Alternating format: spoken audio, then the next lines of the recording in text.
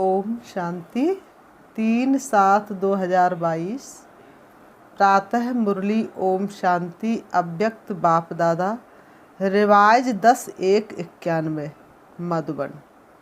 आज बाबा ने सुनाया, 4 सत्ताओं के बैलेंस से बाप समान संपन्न और संपूर्ण बनो। 4 सत्ताओं के बैलेंस से बाप समान संपन्न और संपूर्ण बनो। आज सर्वशक्तिवान बाप दादा अपने सर्व बच्चों की विशेष शक्तियों को देख रहे हैं। आज के विश्व में विशेष 3 शक्तियां हैं। कौन कौन सी? एक धर्म सत्ता, दूसरी राज सत्ता, तीसरी विज्ञान की सत्ता। लेकिन आप ब्राह्मण आत्माओं में 4 सत्ताएं। बाबा ने कहा आज के विश्व में विशेष 3 शक्तियां हैं। एक धर्म सत्ता, दूसरी राज सत्ता, तीसरी विज्ञान की सत्ता। लेकिन आप ब्राह्मण आत्माओं में 4 सत्ताएं हैं। पहली 3 सत्ताएं तो है ही, साथ साथ चौथी सत्ता है। वो कौन सी है? बाबा पूछ रहे वो कौन सी है चौथी सत्ता? श्रेष्ठ कर्मों की सत्ता। आज के विश्व में से चौथी सत्ता की कमी है। क्या नहीं है? श्रेष्ठ कर्म सबके नहीं है। श्रेष्ठ कर्मों से इंसान कितना नीचे गिर गया है। धर्म को भी मानना थोड़ा बहुत। बाबा ने कहा इसको ही कहा जाता श्रेष्ठ चरित्र की सत्ता।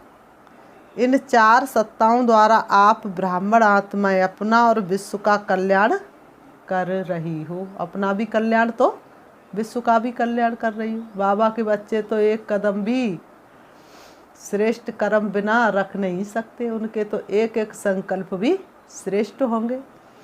अच्छी तरह से जानते हो कि चारों ही सत्ताएं हमारे में है। नहीं, चारों सत्ता है बाबा के बच्चों में कि नहीं?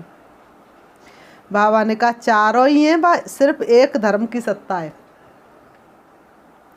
बाबा ने कहा धर्म सत्ता अर्थात सदा श्रेष्ठ सुखी खुशनुमा जीवन जीने की कला। इसको ही धर्म अर्थात धारणा कहा जाता है।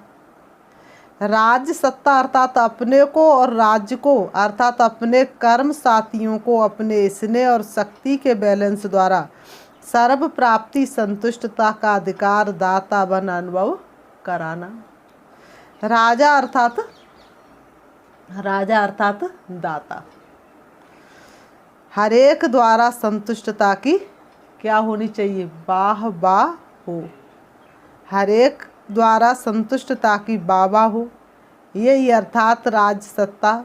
तो राज सत्ता अर्थात स्वयं चलने की और औरों को चलाने की कला। विज्ञान की सत्ता अर्थात विज्ञान द्वारा साधनों द्वारा प्रत्यक्ष फल की अनुभूति कराने की कला। श्रेष्ठ कर्म की सत्ता अर्थात कर्म का वर्तमान फल खुशी और शक्ति अनुभव करना और साथ साथ भविष्य फल जमा होने की अनुभूति होना। इसको कहते कर्म के खजानों की संपन्नता के नशे की कला। अब सोचो ये चारों कलाएं अपने जीवन में है। अब सोचो ये चारों कलाएं अपने जीवन में है। सबसे बड़ा खजाना क्या है? सबसे बड़ा खजाना श्रेष्ठ कर्मों का खजाना है। सबसे बड़ा खजाना मनुष्यों के पास क्या है? श्रेष्ठ कर्मों का खजाना। अगर श्रेष्ठ कर्मों का खजाना जीवन में नहीं है तो मानव जीवन अमूल्य जीवन नहीं, लेकिन कैसा जीवन है?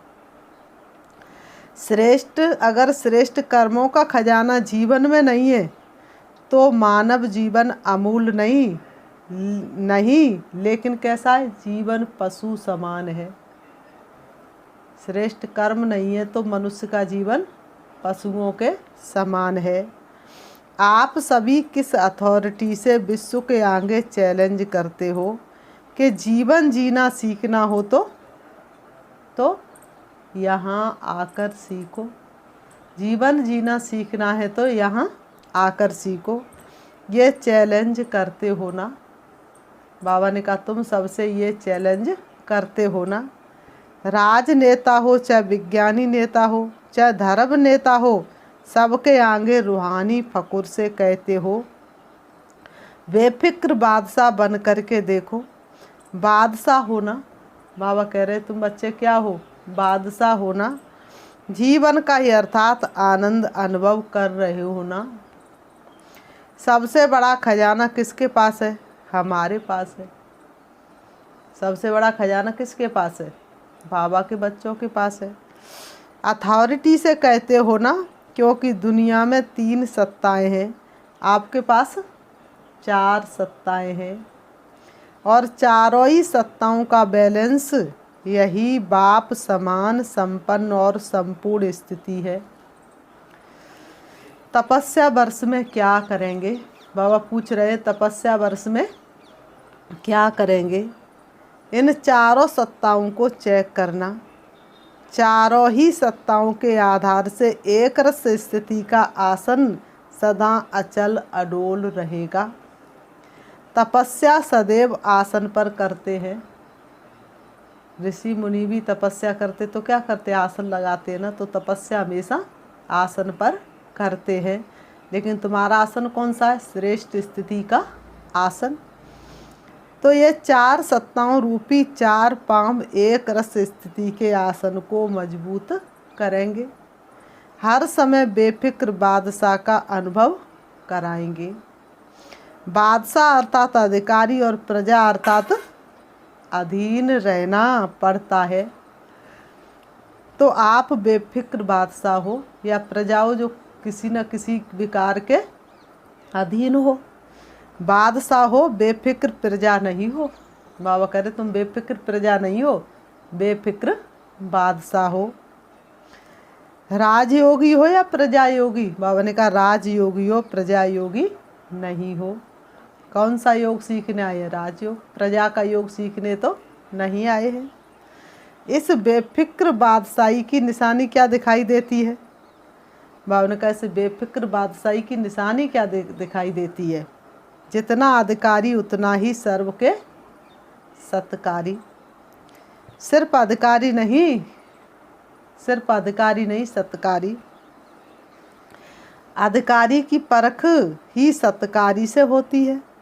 सुनाया ना कि योग राजा की निशानी है, सर्व द्वारा संतुष्टता के पुष्पों की वर्षा हो।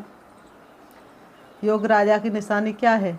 सभी प्रजा उन पर संतुष्टता के पुष्पों की वर्षा करे। अर्थात हर एक उनसे संतुष्ट होना चाहिए। बाबा के गीत हो ऐसी राज सत्ता प्राप्त की है। पहले अपने समीप के कर्म साथी कर्मेंद्रियों को चेक करो कि मुझ आत्मा राजा के स्नेह और शक्ति अर्थात लव और लौ दोनों ही सदा आर्डर में चलते हैं या कभी कभी?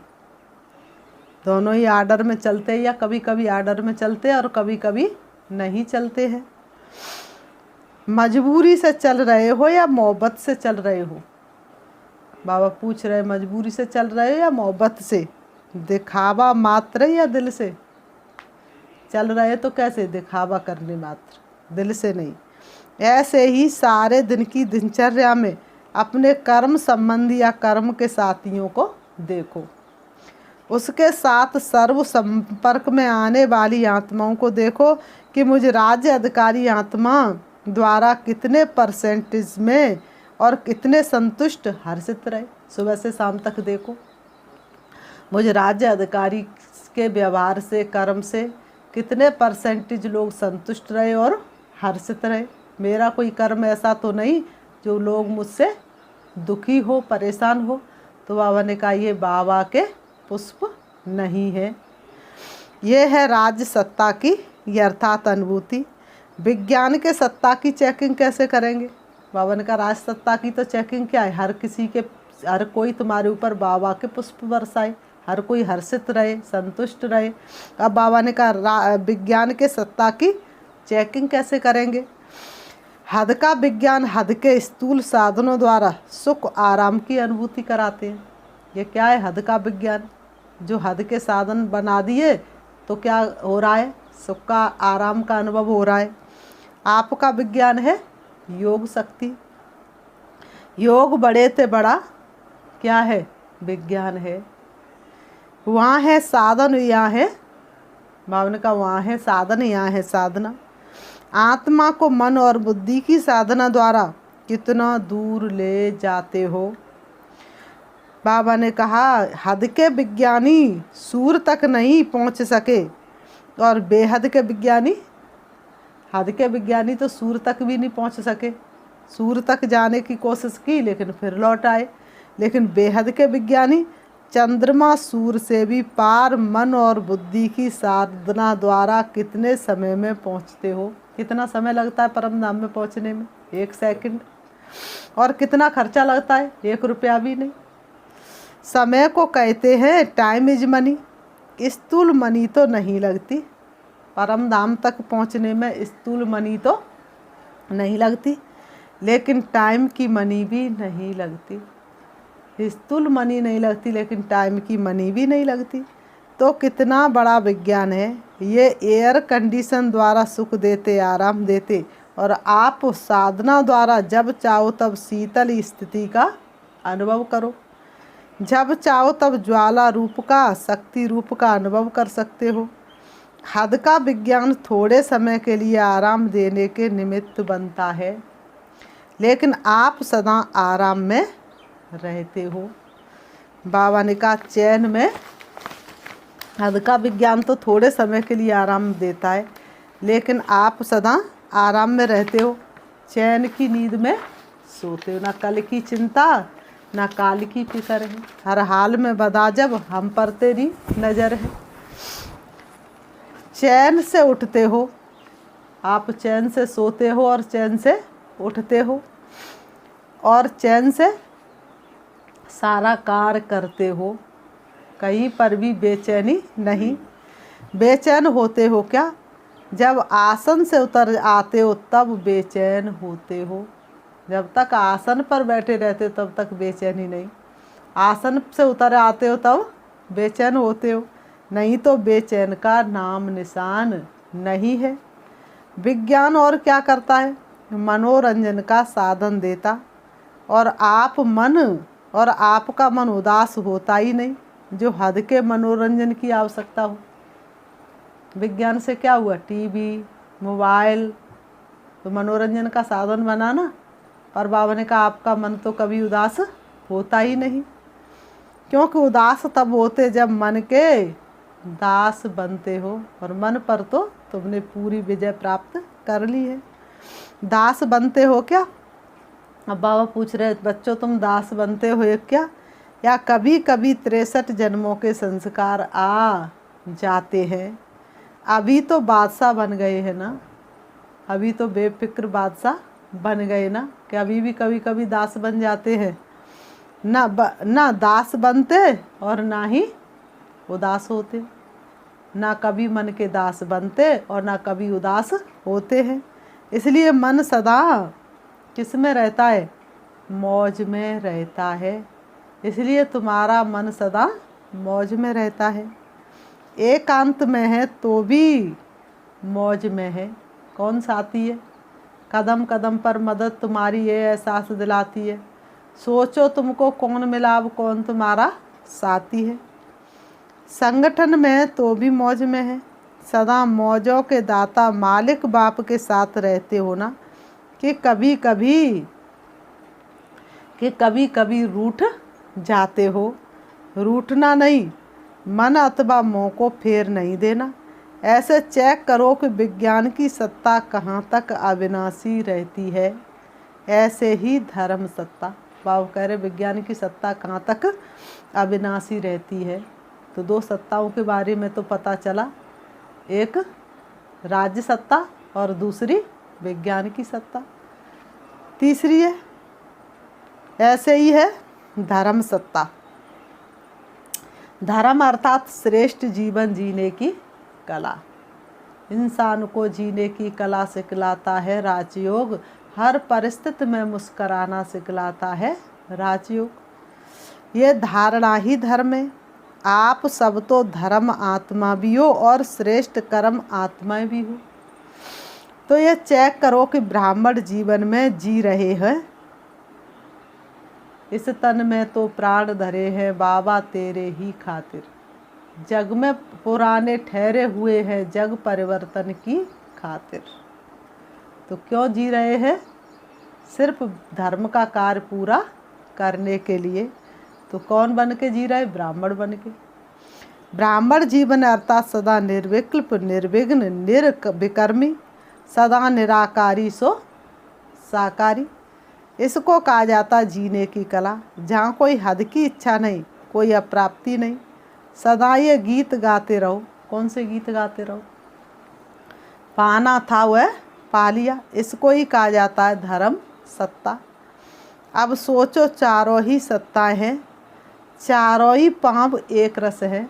चारपाई का या कुर्सी का एक पाँव टूटा ना हो, छोटा सा हो, थोड़ा सा छोटा हो, तो भी कुर्सी हिलती रहेगी। या एक छोटा एक बड़ा है तो स्थायी रहेगी? नहीं। चारों पाँव एक रस होंगे तभी अचल होगा, नहीं तो हलचल होगी। तो सुना क्या देख रहे थे? हर एक बच्चे में चारों सत्ताएं कहाँ तक जमा हैं। खुशी से जीने वाले होना, बाबा कह रहे खुशी से जीने वाले होना। मजबूरी से जी रहे हो, चल रहे हो, चलना ही है, इसको जीना नहीं कहते। कभी मरता है, कभी जीता है, कभी सांस रुक जाता है, कभी ढीला हो जाता, कभी तेज हो, ये कोई जीना नहीं है। बाबा ने कहा ये कोई जीना नहीं है। अच्छा, किसी बहन को कुछ तकलीफ हुई, सेकंड में फुल स्टॉप लगाने आता है कि टाइम लगता है? कितनी देर में बिंदी लगा सकते हो? बीती सो बीती, फुल स्टॉप यही विज्ञान है। जो कल बीत गया वो आज याद नहीं आना चाहिए। विज्ञान भी चीज़ को मिटा देता है ना, कितनी ताकत है उसमें। पुरानी को बिल्कुल नया बना देता है। बेहद के विज्ञान की सत्ता से सेकंड में बिंदी लगाना अर्थात फुल स्टॉप लगाना, इसके लिए ही तपस्या का गोल्डन चांस मिला है। क्योंकि फाइनल पेपर में चारों और 5 तत्व प्रकृति के और 5 विकार सभी मिलकर हलचल में लाने का प्रयत्न करेंगे। लास्ट में 5 तत्व प्रकृति के और 5 तत्व प्रकृति के और 5 विकार। बाबा ने कहा लास्ट में क्या होगा? 5 तत्व प्रकृति के और 5 विकार। लास्ट में फाइनल जब होगा तो पेपर लेने आएंगे। बाबा ने कहा अति हलचल में सेकंड में अचल रहने वाले ही पास विद ऑनर बनेंगे। अति में ही, अगर हलचल में ही बहुत अति की हलचल होगी, उसमें अचल रहेंगे तभी पास विद ऑनर बनेंगे। ऐसे नहीं समझना कि लास्ट में एकांत में बैठ पेपर देना है। ऐसे नहीं समझना, लास्ट में एकांत में बैठ के पास हो जाएंगे, पेपर दे लेंगे और बुद्धि का योग बाप से लग जाएगा। अभी से जमा होगा तो लगेगा, नहीं तो लास्ट में लग नहीं सकता। बाबा ने कहा तो बाबा कहते बेहद के विज्ञान की सत्ता से सेकंड में बिंदी, बाबा ने कहा तो अति हलचल में सेकंड में अचल रहने वाले ही पास विद ऑनर बनेंगे। ऐसे नहीं समझना कि लास्ट में एकांत में बैठ पेपर देना है। अति हलचल में अति अचल, ये है पेपर, यही क्वेश्चन आएगा। इसलिए अभी से अभ्यास करो। दुनिया में तो बच्चा पढ़ता है तो कभी भी पेपर आउट नहीं किया जाता, लेकिन बाबा तो पहले से ही पूरे पेपर आउट कर रहे हैं। बाहर की हलचल मन को हलचल में नहीं लाए, इसको ही कहा जाता है विजयी रत्न। अच्छा, चारों ओर के श्रेष्ठ धर्म सत्ता वाली धर्म आत्माओं को बेहद के विज्ञान सत्ता वाली साधना स्वरूप आत्माओं को, राज्य सत्ता वाले स्वराज्य अधिकारी आत्माओं को, श्रेष्ठ कर्म सत्ता वाले कर्मयोगी आत्माओं को, बाप दादा का बेफिक्र बादशाह बनाने वाले बाप का याद प्यार और नमस्ते। रूहानी हम बच्चों की रूहानी बाप दादा को याद प्यार और नमस्ते नमस्ते नमस्ते नमस्ते। अच्छा, आज टीचर्स ने भी त्याग किया है, सभी टीचर्स पीछे बैठी हैं, तो त्याग का भाग्य स्वरूप याद प्यार विशेष स्वीकार हो। बाबा से मिलन मनाने के लिए सभी टीचर कहाँ बैठी? पीछे बैठी। टीचर्स का काम ही है औरों को आगे बढ़ाना। अच्छा किया, प्रैक्टिकल कर्म करके दिखाया। बाबा सबको देखते हैं ना हॉल में, इसकी मुबारक। अच्छा, डबल विदेशियों के भी पत्र और कार्ड बहुत आए हैं, देश वालों के भी कार्ड और पत्र बहुत आए हैं। कार्ड कहाँ रखे हैं? बाबा पूछ रहे कार्ड कहाँ रखे? बाबा ने दिल की डिब्बी में संभाल कर रखे हुए हैं। जिन्होंने भी नए वर्ष की विशेष याद प्यार भेजी है, उन्हों सहित सभी बच्चों को नए वर्ष के हर समय में नवीनता की मुबारक हो। अब विश्व में एक एग्जाम्पल बनकर दिखाओ। बाबा कह रहे आप विश्व में एक एग्जाम्पल बनकर दिखाओ कि कर्मयोगी स्थिति की क्या कमाल होती है। कर्म करते हुए भी हम किस तरह से बाप को याद करते हैं। जो एग्जाम्पल बनता है ड्रामा में, एग्जाम के टाइम उसे एक्स्ट्रा मदद मिलती है। अच्छा, पार्टियों से अव्यक्त बाप दादा की मुलाकात।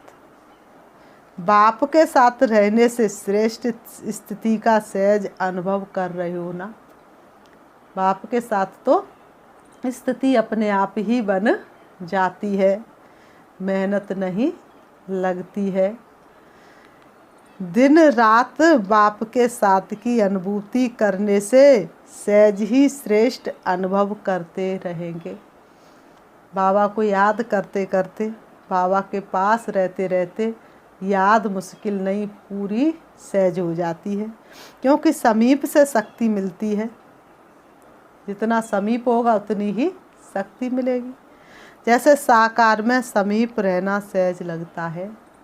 कोई प्रेमी हो, अति स्नेही हो, उसके साथ रहना कैसा लगता है? सहज लगता है। तो बाबा से ज़्यादा प्यार, बाबा से ज़्यादा प्यारी वस्तु दुनिया में कोई हो सकती है क्या? बाबा से ज़्यादा प्यारा कोई व्यक्ति दुनिया में हो सकता है क्या? ऐसे अव्यक्त में जितना अटेंशन देते रहेंगे उतना सहज अनुभव करते जाएंगे। सभी निरंतर योगी होना। बाबा ने कहा ऐसे नहीं कभी कभी के योगी। कैसे योगी है? निरंतर योगी होना। योगी जीवन वाले हो। जीवन निरंतर होती है, 2 घंटे की नहीं होती है। 2 घंटे की जीवन हुई फिर समाप्त, तो बाबा ने कहा उसको जीवन थोड़ी ना कहेंगे। जब एक बार अनुभव कर लिया कि बाप मेरा, मैं बाप का, तो अलग कैसे हो सकते हैं? एक बार अनुभव क्या कर लिया? मैं बाप का और बाप मेरा। मन में इसी धुन का है बसेरा, मैं बाबा का बाबा मेरा। सुख शांति का रंग सुनहरा, मैं बाबा का बाबा मेरा। निरंतर योगी जीवन में अतीन्द्रिय सुख आनंद की अनुभूति होती है और मेहनत भी नहीं है। मेहनत वाला काम कभी कभी किया जाता है और जो सहज होता है वो सदा कर सकते। मेहनत वाला काम करने के लिए बहुत समय तक सोचना पड़ेगा, और सहज होगा उसको तो रोज़ डेली कर सकते हैं। तो सहज लगता है या मुश्किल लगता है? माया तो नहीं आती। बाबा ने कहा तुम्हारे पास माया तो नहीं आती। इस समय नशा चढ़ा हुआ है तो माया दिखाई नहीं देती। फिर वहाँ जाएंगे तो कहेंगे क्या करे, हो गया। निरंतर की स्थिति अच्छी है। एक बाप के सिवाय और ऊंचा है ही क्या? एक बाप के सिवाय और ऊंचा है ही क्या? एक ऊंची चीज़ प्रिय लगती है और दूसरा जो प्यारा होता है वह प्रिय लगता है, तो सबसे प्यारा सबसे ऊंचा बाप ही है ना। उससे ज़्यादा प्यारा, उससे ज़्यादा ऊंचा कोई है नहीं। तो और क्या याद आएगा, सिर्फ बीच बीच में अपने को चेक करते रहो। थोड़ा भी परसेंटेज कम हो तो उसको बढ़ा देना चाहिए, फिर माया को आने की मार्जिन नहीं रहेगी। फिर माया तुम्हारे पास आ नहीं सकती। लेकिन होता क्या है, बाबा कह रहे लेकिन होता क्या है, चलते चलते साधारण स्थिति होती जाती है और समझते याद तो है ही, भूले तो है ही नहीं। स्थिति कैसी हो गई, साधारण। शक्तिशाली की जगह पर साधारण, तो कहेंगे बाबा को भूले तो है नहीं। लेकिन साधारण होते होते धीरे धीरे फिर क्या होता है, विस्मृति की ओर चले जाते हैं। इसलिए साधारण भी होने नहीं दो। थोड़ा भी परसेंटेज कम हो तो ऐड कर लो, तो सदा ही शक्तिशाली रहेंगे। शक्तिशाली आत्मा के बीच में माया के आने की हिम्मत नहीं होती। माया आए फिर युद्ध करो, इसमें समय चला जाता है। माया आए और फिर तुम माया से युद्ध करो, फिर जीत प्राप्त करो, इसमें समय चला जाता है। और बाप से लिंक टूट जाता है। टूटे हुए लिंक को जोड़ना, उसमें निरंतर में अंतर पड़ जाता है। इसलिए साधारण स्थिति भी होने नहीं दो। इस गलती में नहीं रहो कि बाप की याद तो है ही नहीं, लेकिन सदा याद स्वरूप है। याद स्वरूप अर्थात शक्तिशाली। कभी कभी काम, क्रोध, लोभ, मोह बड़े विकार नहीं आते हैं, लेकिन अपना ही स्वभाव या अपनी ही संस्कार साधारण स्थिति बना देता है। ये अलबेलेपन के रूप में माया आती है। जब तुम अलबेले बनते हो तब तुम्हारे पास माया आती है। स्टडी रोज करते हैं, मुरली भी सुनते, सेवा भी करते, लेकिन जैसे होना चाहिए वैसे नहीं चल रहे हैं। लेकिन स्पीड क्या है, चलने के साथ स्पीड भी अच्छी हो। बाप सभी बच्चों को सदा ही ऊंच देखता है और सदा ही ऊंच देखने की शुभ आशाएं रखता है। अच्छा, सभी श्रेष्ठ कर्म करने वाले, कर्म की सत्ता वाले होना। श्रेष्ठ कर्म की पूजा, श्रेष्ठ कर्म की पूजा जमा है ना। कितने जन्म चलेगी, कितना जमा किया है, पूरा कल्प चलेगी या 21 जन्म चलेगी। आधा कल्प के बाद भी पूजे तो जाएंगे। पूज भी तब बनते हो जब श्रेष्ठ कर्म का खजाना जमा करते हो। लास्ट जन्म भी देखो कितना अच्छा है, तुम्हारा लास्ट जन्म भी देखो कितना अच्छा है। भिखारी तो नहीं बने हो ना। दाल रोटी तो, बाबा ने कहा भिखारी तो नहीं बने हो ना। दाल रोटी तो आराम से खा रहे हो ना, भिखारी तो नहीं बने हो ना। बाबा ने कहा दाल रोटी तो है, तो जब लास्ट जन्म अच्छा है तो और जन्म भी अति दुखी नहीं होंगे। ये तो सुखी के भेंट में दुखी है, बाकी ऐसे दुखी नहीं होते जो फकीर बनकर रोटी मांगो। दुनिया के हिसाब से अति दुखी नहीं होते, सतयुग के हिसाब से दुखी होते। दुनिया के हिसाब से तो बहुत सुखी है, सतयुग के हिसाब से दुखी है। अच्छा, टीचर्स का भी लक है जो सेवा की लॉटरी मिल जाती है। लॉटरी तो सबको मिलती है, लेकिन इन्हों को सेवा की लॉटरी विशेष मिली है। आप लोग भी टीचर्स को देख खुश होते हो ना, या समझते हो टीचर्स आगे क्यों? आगे रखने वाले सुते आगे हो जाते हैं। रिगार्ड देने वाले को रिगार्ड मिलता ज़रूर है। ये एक अनादि नियम है, देना अर्थात लेना और लेना अर्थात गवाना। कोई लेने की कोशिश करते मुझे रिगार्ड मिले, क्यों नहीं रिगार्ड देते? तो लेने के पीछे जाना माना गवाना और देना अर्थात लेना। तो देने वाले दाता के बच्चे हो या देवता हो, देवता अर्थात देने वाले। अच्छा है, बाप भी खुश, बच्चे भी खुश, बाकी क्या रहा। टीचर्स सबसे ज़्यादा खुश है क्योंकि स्टूडेंट्स को देख करके खुशी होती है ना। अच्छा, आज का वरदान, आत्मिक वृत्ति दृष्टि से दुख के नाम निशान को समाप्त करने वाले सदा सुखदायी भव। आत्मिक वृत्ति दृष्टि से दुख के नाम निशान को समाप्त करने वाले सदा सुखदायी भव। स्पष्टीकरण: ब्राह्मणों का संसार भी न्यारा है तो दृष्टि वृत्ति सब न्यारी है। जो चलते फिरते आत्मिक वृत्ति में रहते हैं उनके पास दुख का नाम निशान नहीं रह सकता, क्योंकि दुख होता है शरीर भान से। अगर शरीर भान को भूलकर आत्मिक स्वरूप में रहते हैं तो सदा सुख ही सुख है। उनका सुखमय जीवन सुखदायी बन जाता। वे सदा सुख की सैया पर सोते। इसलिए विष्णु को क्या दिखाते? सर्प की सैया पर लेटा हुआ और सुख स्वरूप रहते। चेहरा पर कोई भी गंभीरता नहीं। स्लोगन: खुद को देखो और खुद की कमियों को भरो, तब खुदा का प्यार मिलेगा। खुद को देखो और खुद को बदलो, दूसरों को मत बदलो। खुद को देखो और खुद की कमियों को भरो, तब खुदा का प्यार मिलेगा। अच्छा, ओम शांति, ओम शांति। 5 मिनट हम शिव बाबा को याद करते हैं। अपने मन को हटाएंगे व्यर्थ की बातों से। देखेंगे अपने आप को चमकते हुए सितारे के रूप में। मैं आत्मा चमकता हुआ दिव्य सितारा हूँ। ब्रकुटी सिंहासन पर विराजमान हूँ।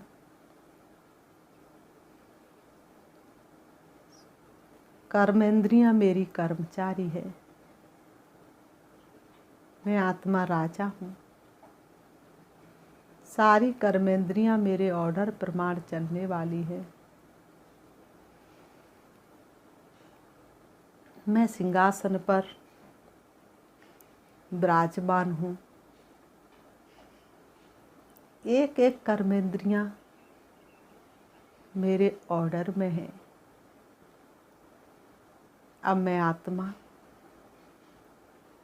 अपने पिता परमात्मा जो सर्व शक्तियों के सागर हैं, उनसे शक्ति लेने के लिए इस देह रूपी वस्त्रों से अलग होकर चली जा रही हूँ। देखें अपने आप को लाइट स्वरूप में। मैं आत्मा उड़ रही हूँ। इस सृष्टि रंगमंच से दूर, नीले आसमान से पार, सूरज से भी पार, चंद्रमा से भी ऊपर, तारागढ़ से भी ऊपर, सूक्ष्म वतन, फरिश्तों की दुनिया, फरिश्तों के बादशाह ब्रह्मा बाबा के सामने होती हुई मैं आत्मा चली जा रही हूँ। प्रवेश करती हूँ हल्के सुनहरे लाल रंग के आसमान में, जहाँ चमकता हुआ दिव्य सितारा है। वही मेरा शिव बाबा है। शिव बाबा से शक्ति निकल निकल के मुझे आत्मा के अंदर समा रही है और मुझे आत्मा की सहन शक्ति बढ़ती चली जा रही है। शिव बाबा की शक्तियों से मुझे आत्मा में समाने की शक्ति आ रही है। शिव बाबा की एक एक शक्ति मुझ आत्मा में समा रही है और मुझे आत्मा में परखने की शक्ति बढ़ती जा रही है। शिव बाबा की शक्तियों से मुझे आत्मा में निर्णय की शक्ति आ रही है। सामना सहयोग करने की शक्ति आ रही है। सामना करने की शक्ति मुझे आत्मा में बढ़ती जा रही है। मैं आत्मा हर परिस्थिति का अब सामना कर सकती हूँ।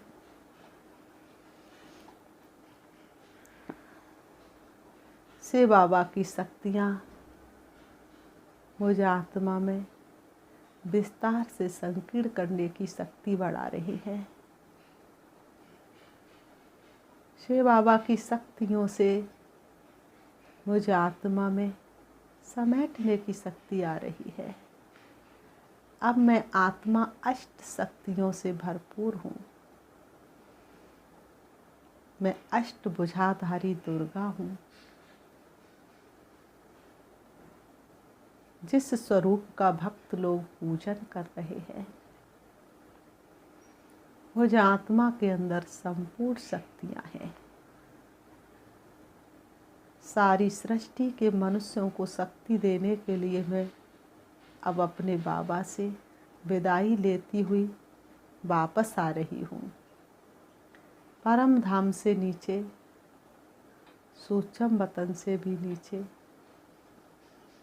तारागढ़ से भी नीचे, चंद्रमा से भी नीचे, सूरज से भी नीचे, नीले आसमान से भी नीचे आ जाती हूँ सृष्टि रंगमंच पर। आकर के दोनों ग्रहों के बीच ब्रकुटी में विराजमान हो जाती हूँ। अब मुझे अनुभव हो रहा है मैं अष्टभुजाधारी दुर्गा हूँ। मेरे सामने भक्तों की लाइन लगी है। मैं सभी को मन इच्छित फल दे रही हूँ। सभी संतुष्ट होकर के जा रहे हैं। ओम शांति, ओम शांति।